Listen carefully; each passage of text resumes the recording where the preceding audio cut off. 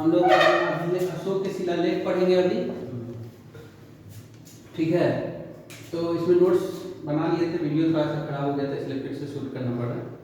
ठीक है, तो इसमें हम लोग नोट्स में पहले है कि इसके अभिलेखों को 3 भागों में बांटा गया है।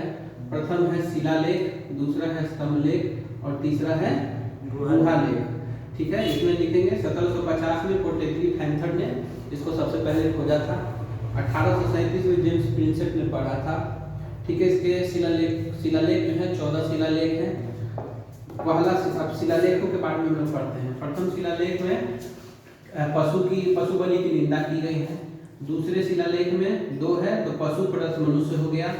तीसरा शिलालेख है तो 3 आप पीछे का 2 जोड़ दीजिए तो 5 हो गया। तो 5 वर्षों के लिए 5 वर्षों पे महामात्य को विजिट करने के लिए कहा गया है।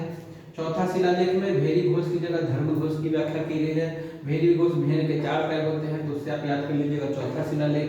5वां शिलालेख है ना, तो 5 तो धर्म महामात्रों की नियुक्ति की बात की गई है 5वां शिलालेख में, क्योंकि पंडित जी 5 तो होते हैं इसलिए धर्म महामात्र। ठीक है, छठा शिलालेख तो 6 है, 6 समझिएगा, उसके लिए आत्म नियंत्रण जरूरी है। ठीक है, याद हो जाएगा।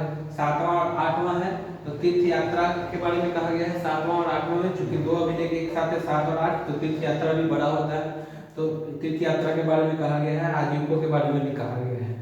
9वां और 10वां अभिलेख है, उसमें सच्ची भेंट की बात कही गई है। ठीक है, जब कोई आपको गिफ्ट देता है, भेंट देता है तो आप लोग नो करते हैं, तो सच्ची भेंट की बात कही गई है। 10वां अभिलेख में 10 यानी बस बहुत हो गया, प्रजा कल्याण के बारे में सोचिए, 10 बस प्रजा कल्याण के बारे में सोचिए। 11वां जो अभिलेख है तो 1 और 1 11 होता है और म और म धम्म होता है, तो धम्म की व्याख्या की गई है 11वां में। ठीक है, 12वां में स्त्री महामात्रों की देखिए 6 है, 6 पे आत्मनियंत्रण है और 6 से आप चले आइएगा स्त्री महामात्रों की नियुक्ति पे, तो 6 का दुगना पे है ना, आत्मनियंत्रण के दुगने पे आप चले आइएगा 6 दूनी 12 पे स्त्री महामात्रों की नियुक्ति। 13 पे क्या है, कलिंग युद्ध और 5 यमन यादव राजाओं के दरबार में दूध भेजे थे और हृदय परिवर्तन की बात कही गई है। लास्ट है 14, इसमें कहा गया प्रजा को धार्मिक जीवन व्यतीत करना चाहिए, ऐसा 14वें अभिलेख में कहा गया है ना।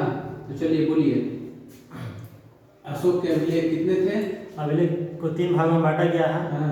पहला में शिलालेख, दूसरा में स्तंभलेख, तीसरा में गुहालेख। ये 1750 ईस्वी में पादत्री फैंथलर ने ये शिलालेख की खोज किए थे और 1837 में जेम्स प्रिंसेप शिलालेख को पढ़े थे। शिलालेखों की संख्या कुल 14 है। अब आते हैं प्रथम शिलालेख में।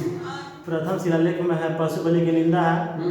दूसरा शिलालेख में मनुष्य और पशु बलि की चिकित्सा की व्यवस्था की गया है। तीसरा में 5 वर्षों की महामात्रों की नियुक्ति की गई है। चौथा में भेरी घोष को धम्म घोष में परिवर्तन किया गया है। 5वां में धर्म महामात्रों की नियुक्ति है। 6ठा में है आत्म नियंत्रण है। 7वां और 8वां में अशोक की तीर्थ यात्रा है। 9वां में है सच्ची भेंट और 10वां में प्रजा के हित के लिए और 11वां में धर्म की व्याख्या। 12 में स्त्री महामात्रों की नियुक्ति है।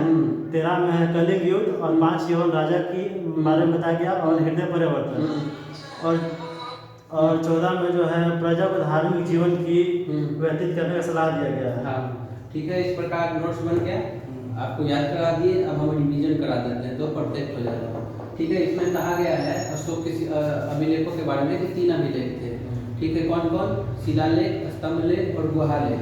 फिर क्या कहा गया कि 1750 ईस्वी में पोर्टेटरी फैंथर ने उसकी खोज की। 1837 में जेम्स प्रिंसेप ने उसको पढ़ा। ठीक है, फिर शिलालेखों को 14 भागों में बांटा गया है। 14 शिलालेख है, मतलब प्रथम शिलालेख में कहा गया पशु बलि की निंदा की गई है। दूसरे शिलालेख में क्या कहा गया? पशु और मनुष्य की चिकित्सा के बारे में कहा गया है। तृतीय शिलालेख में क्या कहा गया है कि हर 5वें वर्ष महामात्य जो है भ्रमण करेंगे, है ना। चतुर्थ शिलालेख में भेरी घोष की जगह धर्म घोष की बात की गई है। 5वां शिलालेख में धर्म महामात्रों की नियुक्ति की बात कही गई है। 6ठा शिलालेख में आत्मनियंत्रण की बात कही गई है। 7वां और 8वां शिलालेख में तीर्थयात्राओं का वर्णन है, आजीविकों के बारे में कहा गया है। 9वां शिलालेख में भेंट के बारे में सच्ची भेंट के बारे में कहा गया है। 10वां शिलालेख में प्रजा के कल्याण के बारे में, हित के बारे में सोचेंगे, धर्म महामात्र इसके बारे में कहा गया है। 11वां शिलालेख में धर्म की व्याख्या की गई है। 12वां शिलालेख में स्त्री महामात्रों की नियुक्ति की गई है। 13वां शिलालेख में कलिंग युद्ध, हृदय परिवर्तन और 5 यवन राजाओं के बारे में कहा गया है। और 14वां शिलालेख में प्रजा धार्मिक जीवन व्यतीत करेंगे इसके बारे में कहा गया है। इस तरह जो पढ़े उनका रिवीजन भी हो गया। Thank you.